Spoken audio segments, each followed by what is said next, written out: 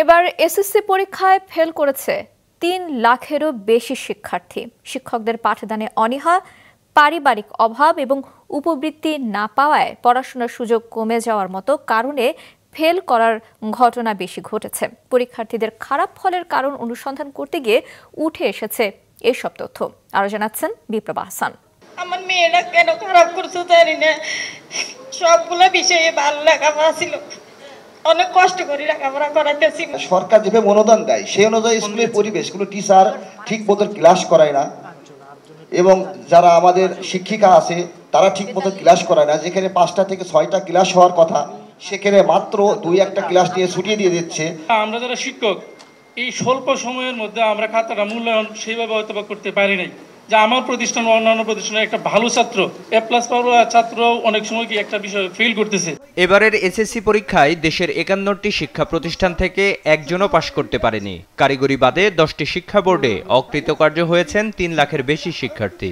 প্রতি মাসে না হলেও অন্ততপক্ষে 3 মাসে একবার যদি প্রতিটা প্রতিষ্ঠান ভিজিট করে, যে অনুপস্থিতির সংখ্যা আমাদেরকে দেখাতে হবে এবং যে ক্লাসে অনুপস্থিতির সংখ্যা বেশি থাকবে সেই শ্রেণী শিক্ষকদের জবাবদিহিতার মধ্যে আনতে হবে। ANTRCA সেখানে ফিজিক্স এবং কেমিস্ট্রির 2 জন টিচার আজকে 3 বছর নাই, তাহলে সেখানে কিভাবে তারা শিক্ষকদের শিক্ষা দিবে? ফেলের কারণ জানতে 2 শতাধিক অকৃতকার্য শিক্ষার্থী, তাদের অভিভাবক ও সংশ্লিষ্ট শিক্ষকদের নিয়ে সকালে রাজধানীর কৃষিবিদ ইনস্টিটিউশনে গণস্বাক্ষরতা অভিযানের উদ্যোগে অনুষ্ঠিত হয় চ্যালেঞ্জড শিক্ষার্থী সম্মেলন। আমাদের দেশের লেখাপড়ার সমস্যাটা কি আমি খুবই ভালো করে জানি, এবং কোভিডের সময় কি হয়েছে, কি সর্বনাশ হয়েছে সেটাও আমি জানি।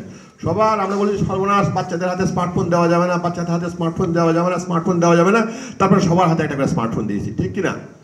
সেই স্মার্টফোনের নামে নেই, এখনো আছে সবার হাতে স্মার্টফোন, এবং সেটাদের কাজের কাজ কি হচ্ছে আমি জানি না। সম্মেলনে শিক্ষার্থীদের মতামত শুনে নানা পরামর্শ দেন বাংলাদেশের সংস্কৃতি, ক্রীড়া ও শিক্ষাঙ্গনের বিশিষ্টজনেরা।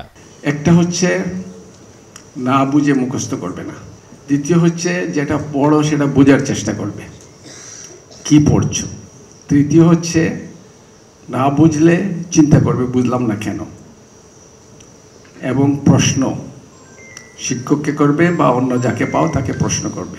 10 পর্যন্ত, এসএসসি পর্যন্ত, মাধ্যমিক পর্যন্ত আমাদের দেশে এখন ছেলেদের চেয়ে মেয়েরা বেশি লেখাপড়া করে, বেশি ভালো পরীক্ষা দেয়, বেশি ভালো পাশ করে। আমাদের মেয়েরা কোথায় ছিল আর আজকে কোথায় আসছে, এটা বিরাট বিশাল পরিবর্তন হয়ে গেছে।